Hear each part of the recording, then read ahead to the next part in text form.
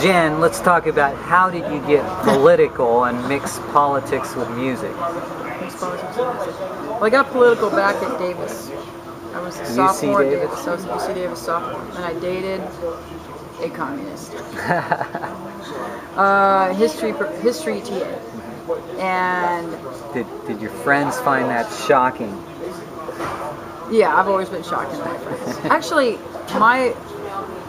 I'm just naturally a rebel rouser. I mean, back in high school, 1982, I met an Iranian Persian. Took him to my prom. And everybody was just like... Yeah. The hostage thing was 79. Yeah, right. And I'm like, nice guy. So I've always been... But anyway, yeah, the politics started there. And then I discovered Holly Near, Joan Baez, through Diane Patterson.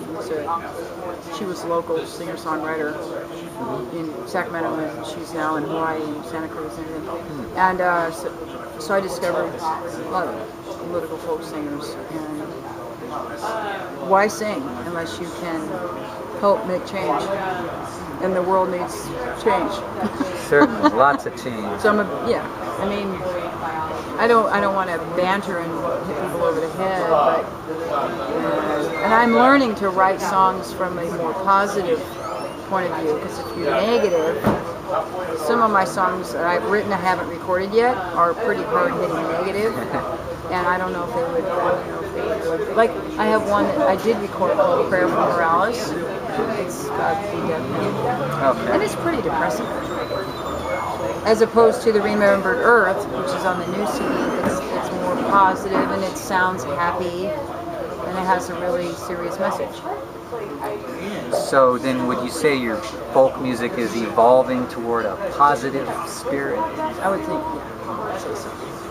Don't you think though that people better positive? But don't you think though that there is a value to calling attention to negative things? Like I know you wrote about Monsanto.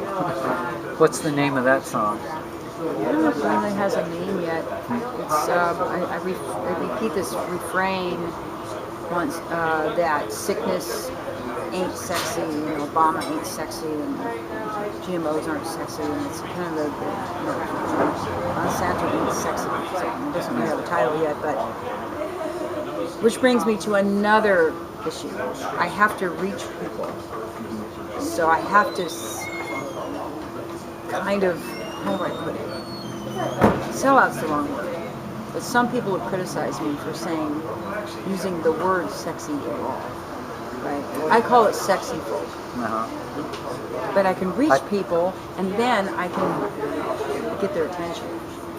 You know, what's really interesting about that is a lot of people take sex really personally. Yeah. And then their sexy is also a personal thing.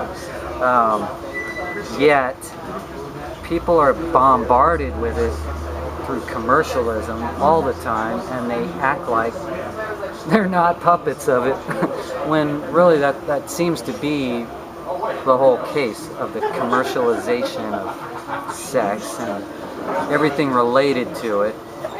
Everything that's marketed, tends to have some kind of tie-in with that. And I think a lot of people can't free themselves from their own sexual identity, maybe, of looking at it objectively as something that could be manipulative, that could be hurting them in some way. But people don't want to look at it that way. They see it more as an entertainment / pastime that they don't want to think about in terms of it might be brainwashing them somehow. Well, yeah, I just got criticized because sex, to try to be sexy or call it sexy folk is selling out, but it's not. As long as I'm not hurting anyone and I'm not hurting myself, I'm not exploiting myself. There's nothing wrong with being sexy. Right. And the goddess was sexy. And I understand what you're saying too. That's a whole different thing from what I was saying.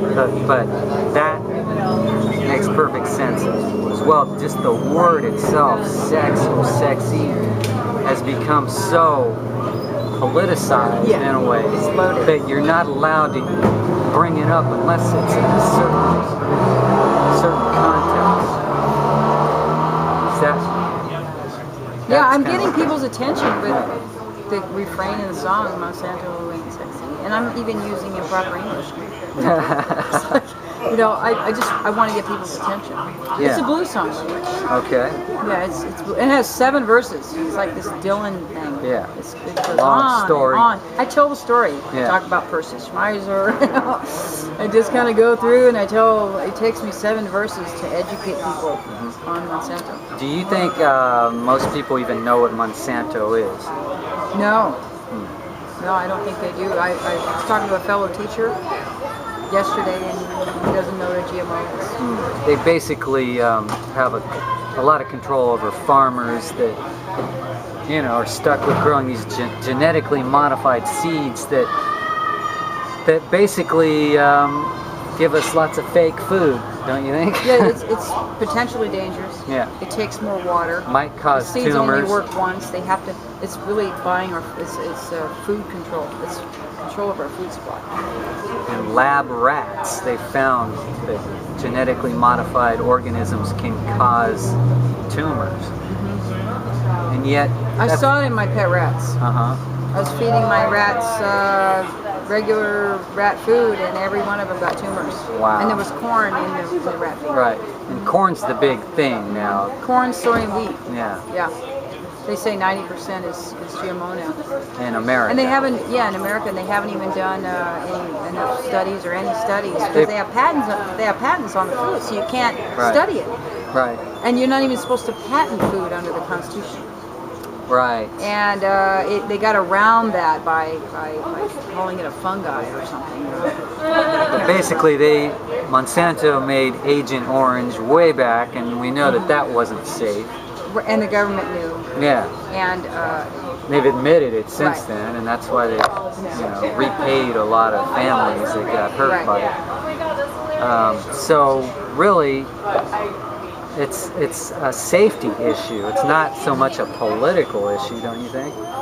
It's a health issue because it's going to cause massive starvation. Because it's an environmental issue because the seeds take more water and they cost more. I know there's a Indian farmers in India are committing suicide. The indigenous tomato plants and corn plants in Mexico are being wiped out because the seeds blow into the fields of the neighboring farmer, and then Monsanto sues the farmer for patent infringement. Yeah, when it's really trespass, right? Right. So the Future Food is a good movie, a documentary to learn about GMOs, and then the California it's the California Right to Know campaign to put it on the ballot. It failed in California. Yeah, I remember. And hopefully it'll pass this time. But I think the only reason it failed was because the Monsanto team outspent the opposition in and they advertising. convinced people that their food prices were going to go up. Yeah. When in fact the label RBST is on milk, and it has not caused. I don't think milk is any higher. It's always been too high. And it's cruel. Right. GMOs are cruel. I think they're trying to create GMO salmon now. They have one. They call it Frankenfish. Right, and they have insecticide like in the plant, inside the plant Wow. you're eating. It's scary to think that they can dump Roundup on top of their GMO crops, and then all the weeds die, but the crop lives. Right. That's scary. Right. And That's how the farmers discover that they've got GMO crops on their land. And the thinking behind GMOs from a commercial standpoint is that it creates more crops, right? They say it'll feed the world because they'll have better production of food. But it's not better quality. That's the problem. No, it's not better quality, and it's also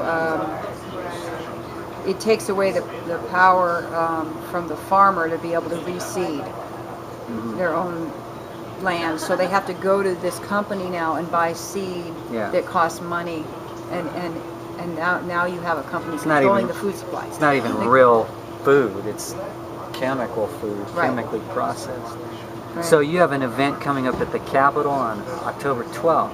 October 12th, I have two on that day. You have the Monsanto event. This is the 5th shutdown of Monsanto in Woodland. And then there's an event, a march through the Sacramento. And the rally is at noon, I believe, but there's an event starting at 10 o'clock in the morning.